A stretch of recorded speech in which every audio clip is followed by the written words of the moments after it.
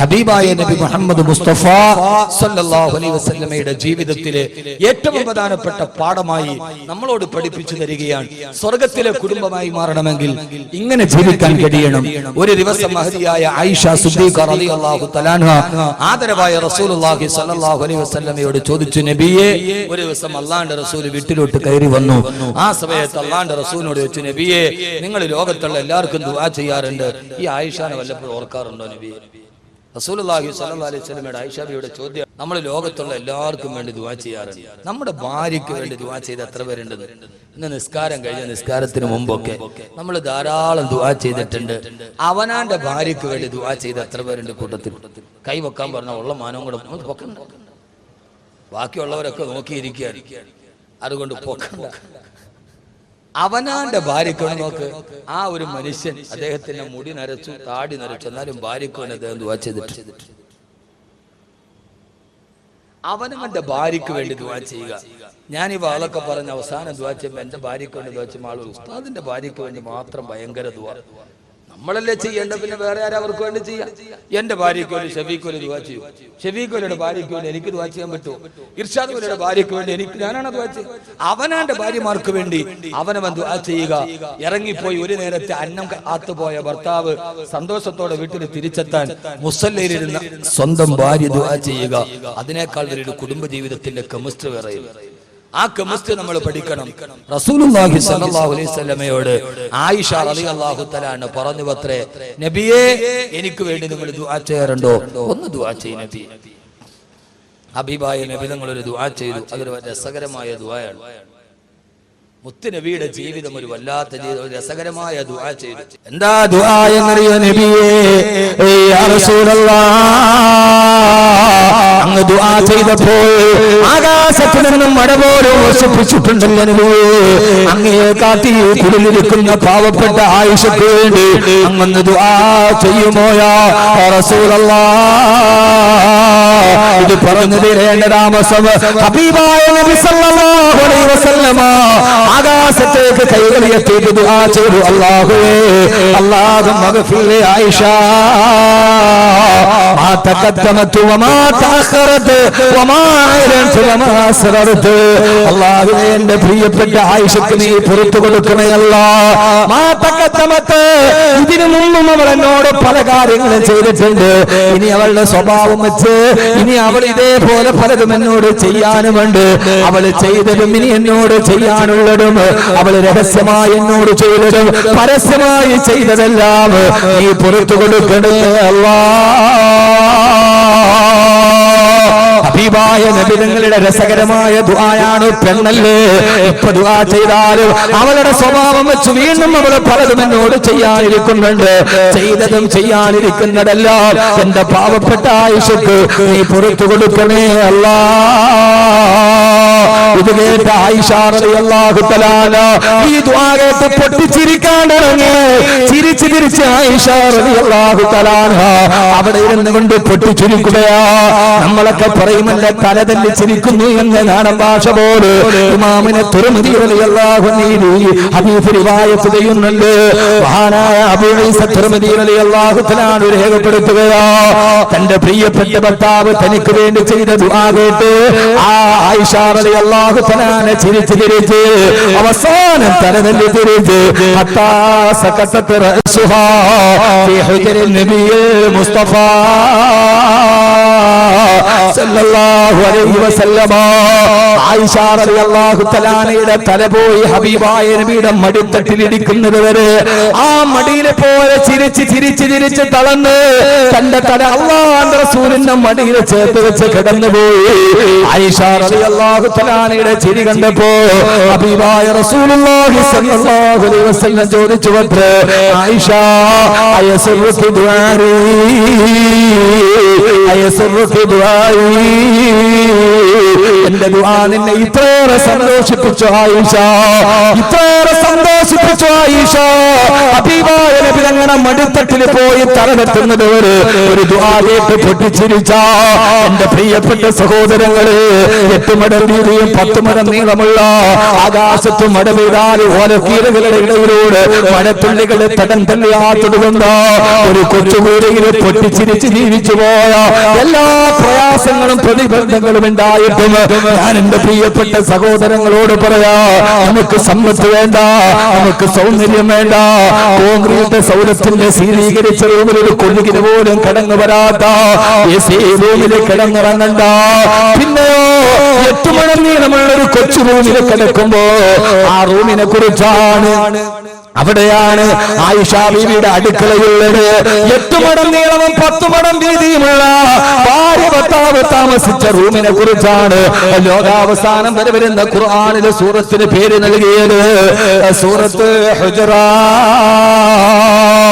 ഹുജറാത്ത് എന്ന് പറഞ്ഞാൽ മുറികൾ എന്നാണ് അർത്ഥം. ഏത് മുറിയാണ് അത്? സുൽത്താൻ സലാഹുദ്ദീൻ ബോക്കിയുടെ റൂമല്ല.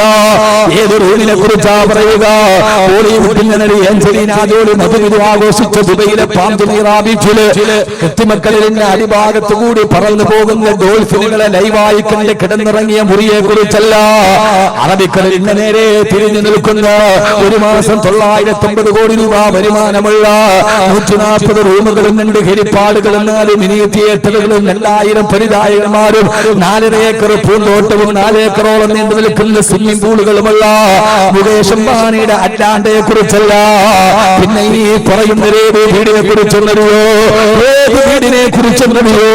ഒരു നേരത്തെ വിളക്ക് കത്തിക്കാൻ എണ്ണ പോലുമില്ലായിരുന്ന ആയിഷ റളിയല്ലാഹു തആല അല്ലാഹുവിന്റെ റസൂൽ വഫാത്തായതിനു ശേഷം ആയിഷ റളിയല്ലാഹു തആല 2 കൂട്ടുകാരികളോട് കഥ പറയുമ്പോ ആയിഷ ബീവി പറഞ്ഞു, എന്റെ മടിത്തട്ടിൽ കിടന്നിട്ടാണ് എന്റെ പ്രിയപ്പെട്ട ഭർത്താവ് വിട പറഞ്ഞു പോയത്. പക്ഷേ എന്റെ മടിയിൽ തലവെച്ചിട്ട് എന്റെ ഭർത്താവ് വിട പറഞ്ഞപ്പോഴും എന്റെ ഭർത്താവിന്റെ മുഖം ഞാൻ കണ്ടിട്ടില്ല. എന്റെ ഭർത്താവിന്റെ മുഖം കണ്ടിട്ടില്ല. കൂട്ടുകാരികളോട് ആയിഷ ബീവി എന്താ പറയാ? വഫാത്താകുന്നതിന് തൊട്ടു മുമ്പ് നിങ്ങളുടെ ഭർത്താവ് നിങ്ങളുടെ മടിയിൽ കിടക്കുമ്പോ റസൂലുള്ളാഹിയുടെ ഇടത്തെ കവിളിലേക്ക് നിങ്ങളുടെ വലത്തെ കൈ വെച്ചിട്ട് നിങ്ങളുടെ പള്ളയോട് ചേർത്ത് വെച്ചിട്ട് പല്ല് വരെ നിങ്ങൾ തേച്ചു കൊടുത്തതല്ലേ? ഒരു കൊച്ചുകുട്ടിയെ പോലെ ഭർത്താവിനെ ചേർത്ത് പിടിച്ച് പല്ല് തേച്ചു കൊടുത്തിട്ടല്ലേ വഫാത്തായത്? എന്നിട്ട് നിങ്ങൾ ഭർത്താവിന്റെ മുഖം കണ്ടില്ലെന്നോ? അതിശയോക്തി കലർത്തുന്ന ഈ വാക്ക് കേട്ടപ്പോ പൊട്ടിക്കരന്ന് കണ്ട ആയിഷ റളിയല്ലാഹു തആല പറഞ്ഞ വാക്ക് ഞാൻ എന്റെ പ്രിയപ്പെട്ട സഹോദരങ്ങളോട് പങ്കുവെക്കുകയാ. ആയിഷ റളിയല്ലാഹു തആല പറഞ്ഞു, അല്ലാഹുവിന്റെ റസൂൽ എന്റെ പ്രിയപ്പെട്ട ഭർത്താവിന്റെ മടിയിൽ കിടന്ന് വിട പറയുമ്പോ ആ സമയത്ത് നിങ്ങളുടെ വീട്ടിൽ വിളക്ക് കത്തിക്കാനുള്ള എണ്ണയുണ്ടായിരുന്നില്ല. വിളക്ക് കത്തിക്കാനുള്ള എണ്ണയില്ലാത്ത കാരണത്താൽ വീട്ടിൽ കൂരിട്ടായിരുന്നു. എന്റെ ഭർത്താവ് മരിക്കുന്ന സമയത്ത് പോലും എണ്ണ കത്തിക്കാനുള്ള വിളക്ക് കത്തിക്കാനുള്ള എണ്ണയില്ലാത്തതിനാൽ മരിക്കുന്ന സമയത്ത് എന്റെ ഭർത്താവിന്റെ മുഖം പോലും എനിക്ക് കാണാൻ കഴിഞ്ഞില്ലുണ്ട്. ഭാര്യയുടെ രേഖക്കുറിപ്പിൽ രേഖപ്പെടുത്തിയ ഒരു കുടുംബ ജീവിതത്തിന്റെ കഥയാണ് പറയുന്നത്.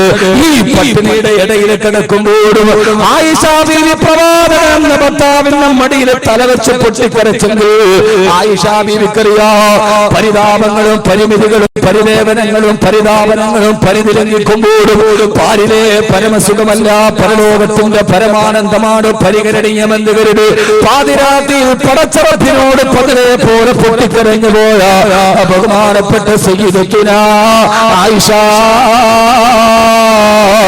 റളിയല്ലാഹു തആല അൻഹാ.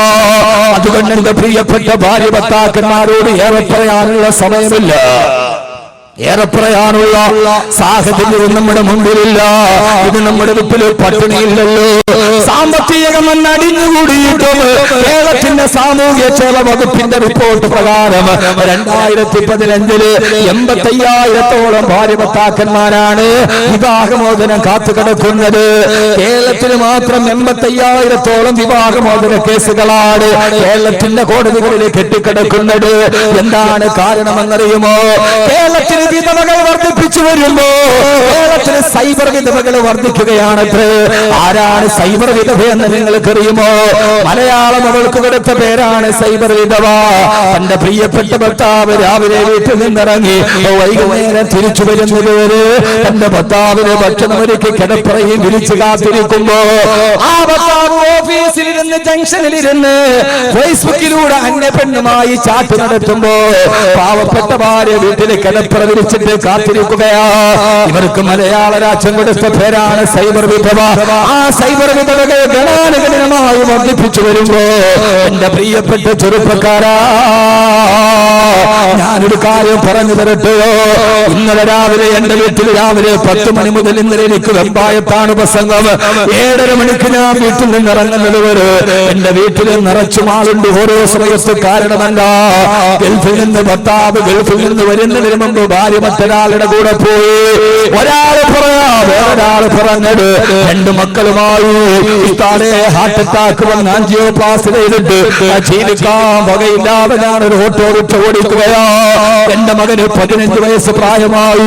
5 വർഷം കൂടി എന്റെ പൊന്നുമോനെ വളർത്തിയാൽ അവൻ എനിക്കൊരു നേരത്തെ മരുന്ന് മേടിച്ചു തരാനുള്ള പ്രാപ്തി എത്തിയ ഞാൻ കഷ്ടപ്പെട്ട് വളർത്തിയ എന്റെ മോനെയും കൂട്ടി അവര് വേറൊരുത്തന്റെ കൂടെ ഒളിച്ചോടിയുള്ള പരാതിയുമായി അവരൊന്ന് കണ്ടുപിടിക്കാൻ സഹായിക്കണേ.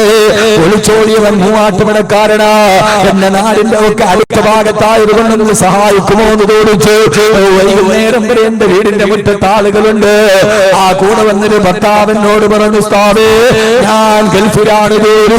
രാവിലെ എഴുന്നേറ്റാൽ 6 മണിക്ക് എന്റെ ഭാര്യയെ വിളിക്കും, 8 മണിക്ക് എന്റെ ഭാര്യയെ വിളിക്കും, ഉച്ചക്ക് ഭക്ഷണം കഴിക്കാൻ നേരത്തിന്റെ ഭാര്യയെ ഞാൻ വിളിക്കും, എന്നിട്ട് കിടന്നുറങ്ങും. എഴുന്നേറ്റാൽ ഉടനെ ഞാൻ അവളെ വിളിച്ചിട്ട് സുഖവിവരങ്ങൾ അന്വേഷിക്കും. മകരിവിനെ പള്ളി കഴിഞ്ഞ് വരുമ്പോൾ വിളിക്കും, വിശാഖരിനെ കിടക്കാൻ നേരത്തും വിളിക്കും. ഒരു ദിവസം 10 പ്രാവശ്യം ഞാൻ ഒരു 5 മിനിറ്റിൽ കുറയാറ് എന്റെ ഭാര്യയോട് വിളിച്ച് സംസാരിക്കാറുണ്ട്.